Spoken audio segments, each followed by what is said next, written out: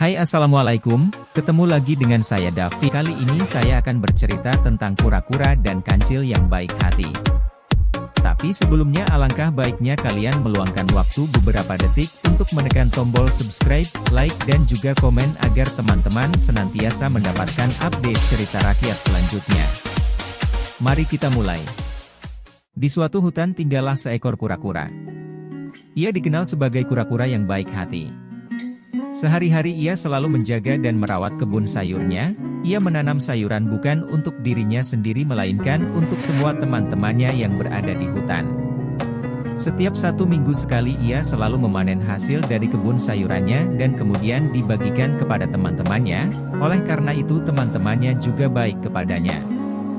Suatu hari ketika hari memanen tiba, di pagi buta ada seorang temannya yaitu kelinci mendatangi rumah kura-kura karena berniat untuk membantu kura-kura memanen sayuran. "Wahai temanku kura-kura, apakah hari ini adalah saatnya memanen sayuran?" tanya kelinci. "Ya betul kelinci, ada perlu apa pagi-pagi sekali kau sudah menemuiku?" ujar kura-kura. "Jika kau mengizinkan, aku ingin membantumu untuk memanen sayuran," jawab kelinci. "Ya, tentu saja temanku." Kura-kura mengizinkan. Sementara kura-kura masuk ke dalam rumah untuk mengambil perlengkapan panen, kelinci pun menunggu di luar dengan sabar. "Wahai temanku kelinci, mari kita mulai memanen," ajak kura-kura. "Baiklah temanku," sahut kelinci. Mereka berdua pun mulai memanen dan bekerja bersama-sama. Di tengah itu lewatlah kancil dan monyet, tapi mereka tidak menghampirinya, namun mereka berdua malah berbisik. "Kancil, coba lihat si kelinci membantu kura-kura memanen sayuran," ujar monyet. "Ya, aku melihatnya, padahal kelinci itu hanya pura-pura baik kepada kura-kura," ujar kancil. "Apa maksudmu pura-pura?" tanya monyet. "Sebenarnya kelinci itu hanya ingin mendapat jatah sayuran yang lebih banyak, oleh sebab itu ia membantu kura-kura panen," ujar kancil dengan nada sinis. Kancil dan monyet pun pergi menjauh dari rumah kura-kura. Tak terasa hari pun semakin siang dan memanen sayuran pun selesai. Setelah itu, kura-kura memerintahkan kelinci untuk memberitahukan kepada seluruh teman-temannya agar segera berkumpul di rumah sang kura-kura. Beberapa lama kemudian halaman rumah kura-kura pun telah dipenuhi teman-temannya yang mau mengantri mendapatkan sayuran, namun kebanyakan dari mereka merasa heran karena tak seperti biasanya kura-kura dibantu oleh kelinci. Dan tak lama kemudian kura-kura membagikan sayurannya seperti biasa. Dan kelinci pun membantu kura-kura. Di tengah-tengah itu ada seorang pun yang bertanya, "Kelinci, tak biasanya kau membantu kura-kura?" "Ya, karena setiap kali panen tiba, kura-kura selalu mengerjakannya sendiri, oleh sebab itu aku membantunya," jawab kelinci. "Wah, kau baik sekali kelinci," sahut teman lainnya. "Ya, karena itu sudah menjadi kewajiban kita untuk saling membantu teman," ujar kelinci. Tak terasa pembagian sayuran pun telah selesai. Namun kura-kura merasa aneh karena ia tidak melihat kancil dan monyet berkumpul untuk mengambil sayuran. Kemudian kelinci melihat keduanya dan bertanya, "Hai kancil dan monyet, kenapa kalian tidak ikut berkumpul di rumah kura-kura? Untuk apa kami ke sana? Bukannya jatah sayurannya pun sudah kau ambil semua?" ujar monyet. "Apa maksudmu monyet?"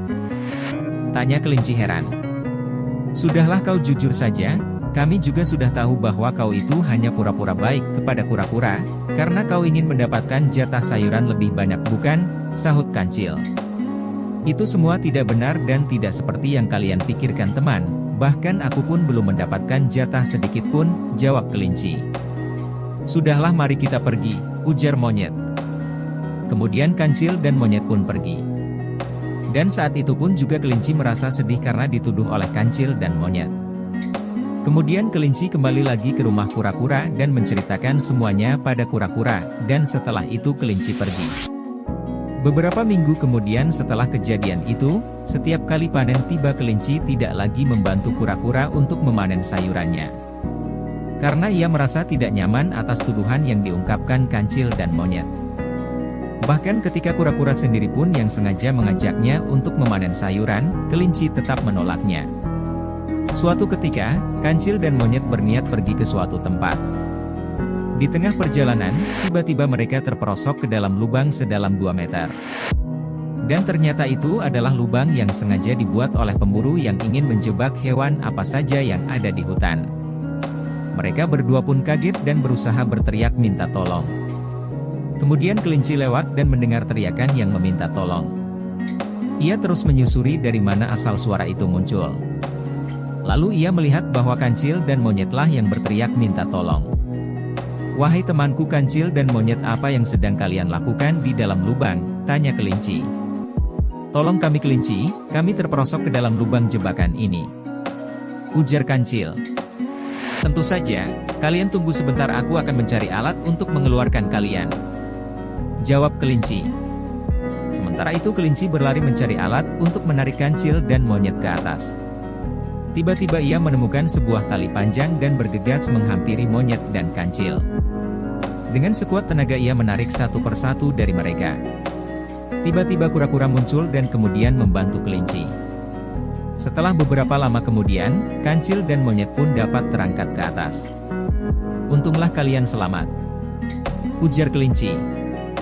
"Terima kasih kelinci karena kau telah menyelamatkan kami berdua," sahut kancil. "Tentu saja temanku, tapi kalian juga harus berterima kasih pada kura-kura karena ia juga telah membantuku," jawab kelinci. "Kami sangat berterima kasih pada kalian berdua, karena jika tidak ada kalian mungkin kami telah dibawa oleh para pemburu jahat itu," ujar monyet. "Tapi sebelumnya kami minta maaf karena dulu kami telah menuduh kau kelinci," ujar kancil dengan sangat memohon. "Aku bahkan sudah lupa akan hal itu, jadi kalian tidak perlu meminta maaf," ujar kelinci.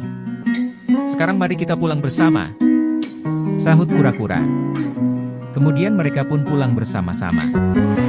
Dan setelah peristiwa itu, mereka pun bersahabat dan hidup rukun selamanya. Demikianlah cerita rakyat tentang kura-kura dan kelinci yang baik hati.